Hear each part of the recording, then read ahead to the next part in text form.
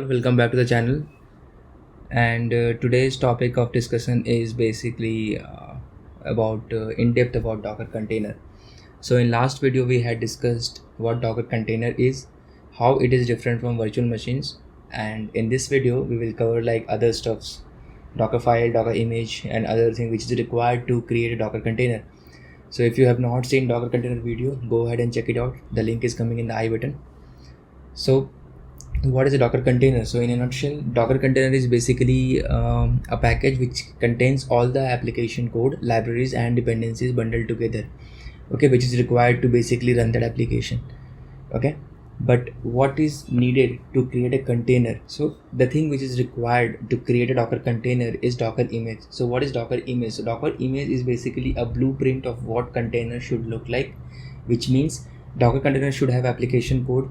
It should have the commands to run an application inbuilt, right? Then it should have all the dependencies and libraries installed to run that application. So all these things will be present in a Docker image. So you can say Docker image is a blueprint which is not in a runnable state. It's just a contract for a Docker engine basically, so that it will read the Docker image. Okay, so Docker image is having all this stuff. It will just run the Docker image into and make it alive by running it as a container, and then container will be as usual like a box which has all the application code and libraries installed, and you can access the application from the container basically. So the thing which is required for creating a Docker container is a Docker image. Okay, so now the question is, since Docker image is required for Docker container, then how the hell this Docker image will be created? Okay, so what is the procedure to create a Docker image? So for that purpose we need to have a Docker file. Okay, so what this Docker file actually contains? So this Docker file is basically a text file kind of file which does not have any extensions. Basically we name that file as Docker file, dcaps, and this will contain all the instructions which we need to provide Docker engine basically. So it will have all the details like what all the dependencies we need to install in the container, what all the code we need to have in the container. So all those stuff will be present in a Docker file. Okay, so in future if you are, let's say, want to add some more dependencies, some more libraries to a container, so where you will make a change, you will make a change in Docker file, and then you will build it into a Docker image, and then that Docker image will be used by Docker engine to run it as a container. So the first step which we need to create a container is a Docker file. Docker file is interpreted by Docker engine, and that converts it into a Docker image. Then Docker image is then used by Docker container to run it as a container. So let's see step by step what is Docker file. So Docker file looks like this. So you must have seen some Docker file in your application, day-to-day application in your project basically. If not, then this is how a Docker file looks like. So Docker file have basically layers, right? So it will have the instructions, stepwise instructions, and each line will have one instructions, and each instruction is basically called as a layer. So as you can see in this particular screen, we have a Docker file, sample Docker file, which where it's mentioned as from is a keyword, work dir is a keyword, copy is a keyword, run is a keyword, cmd is a keyword. Okay, so all these are keywords. So basically this will let Docker engine know that what is the text following these keywords will be for. So let's say from is the word Docker engine treats it as that this particular line states that Docker engine needs to go to Docker hub registry and he needs to pull this base image, okay, on top of which this particular image will be built. Then work dir is to create a directory and to set the working directory of a container to be this. Copy command is just a Linux command to copy the contents of the local files to the containers file system. Then run is used for running the commands, and cmd is for entry point. Like once all of these is installed, then cmd will actually tell.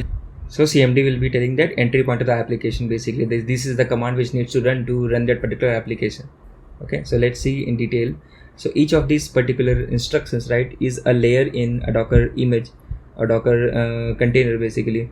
So what happens is whenever Docker file is interpreted by Docker engine reads line by line, and each line it creates a layer. So that layer is an intermediate container. So when Docker engine reads this line from node :12 Alpine, so it knows that Docker engine needs to download or pull an image the base image, which is node 12 alpine. On top of that image only, all the further steps will be continued. Okay, so the very first layer, Docker engine will pull the base image and it will run it as a container. Once that base image is run as a container, which will be an intermediate container, let's say example, let's name it as layer 1. Then on layer 1, on top of layer 1, Docker engine will run this command work.dir app. So right now Docker engine is already spun up this container node 12 alpine, and it is inside this container. It will go and create a directory app, and it will set the working directory as app. After creating this directory, this intermediate container will be copying all those application code from the local file system to Docker container file system, and hence forward all the other steps. So all this layering, after all this layering which is present in the Docker file, Docker engine will create a final container, okay, with some ID, and that container will be built as an image, because right now we are building an image, right? So that final container, which will be a working state, that container will be shut down, and all those blueprints, so as a blueprint of that container will be created as a Docker image, and that Docker image will be used in future anytime to run into a container, and that container will exactly have all these things which we have mentioned in Docker file.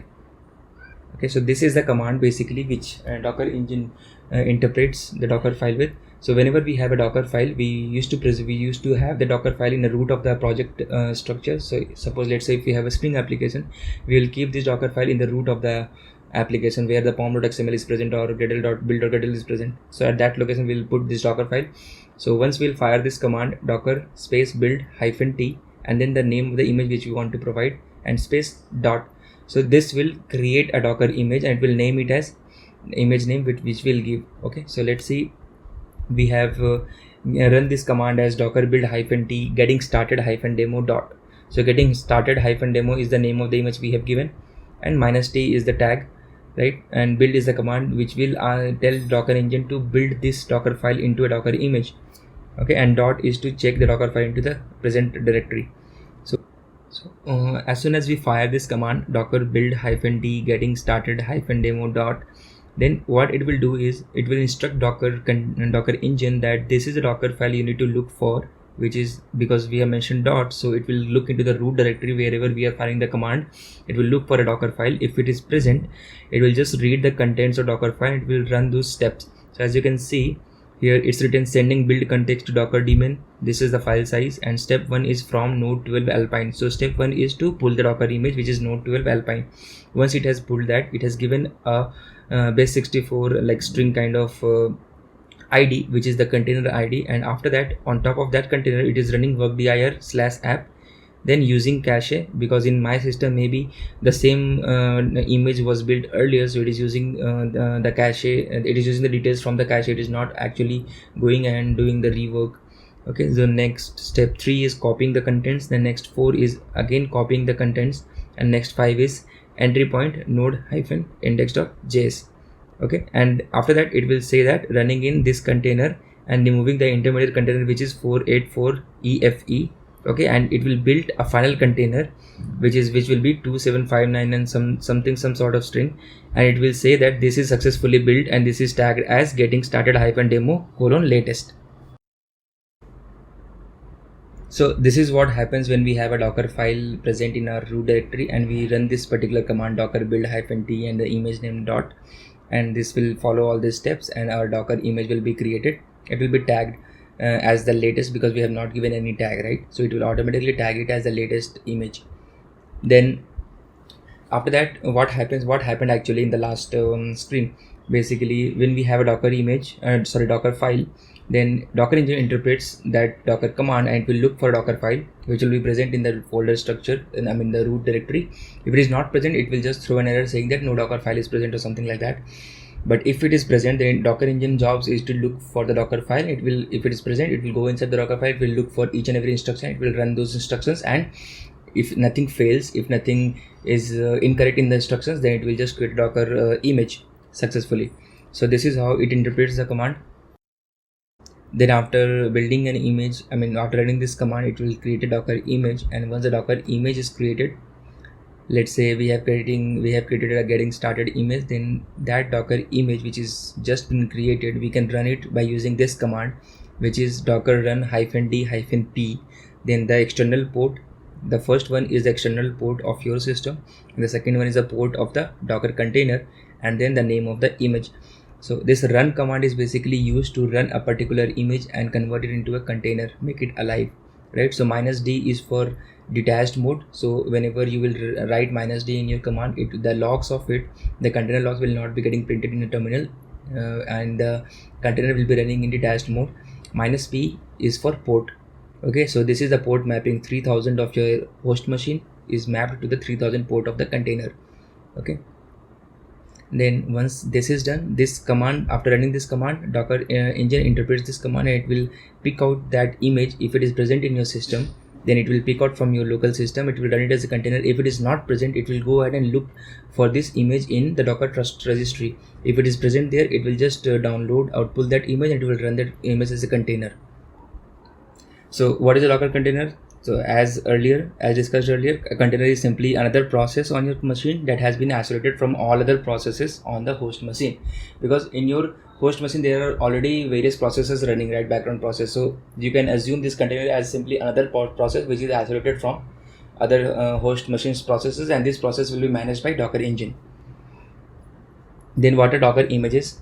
So while running a container, it uses an isolated file system, right? Because container will have its own file system. That's why we have used that copy command in one of the Docker file to copy all our contents into the Docker containers file. Okay, because it will not have access to the external file system or the host machine file system until and unless we use the volume mounting feature of Docker engine, which we will discuss later. Okay, so this is the custom file system which is provided by container image. Since the image contains the container's file system, it must contain everything needed to run an application. Obviously, because an application to run, it needs the application source code, then libraries, dependencies which are required, right, for running that application. That also need to be present in the Docker file system, not in the host machine. So the image also contains other configurations for the container, such as environment variables or the command or the entry point, then the commands to install, npm install, like those stuff. Okay, the default command to run and other stuff. So this is all these are present in which file? That is a Docker file, right? And other metadata which we see as entries in Docker file. So this is how a container image, which is Docker images, and a Docker file is. Okay, so what we have seen Docker file, which looks something like this. Then this Docker file will be interpreted by Docker engine and it will create a Docker image. And once Docker image is created, so when we fire run command, this Docker image will get converted into a Docker container, which will be then usable. That's it for this session, and in next session we will be discussing about an sample application, most probably in Spring application, and we'll use all the Docker commands to create a Docker image and then to run it as a container. Then we'll see the network and the volume feature of Docker engine. Till then, bye bye.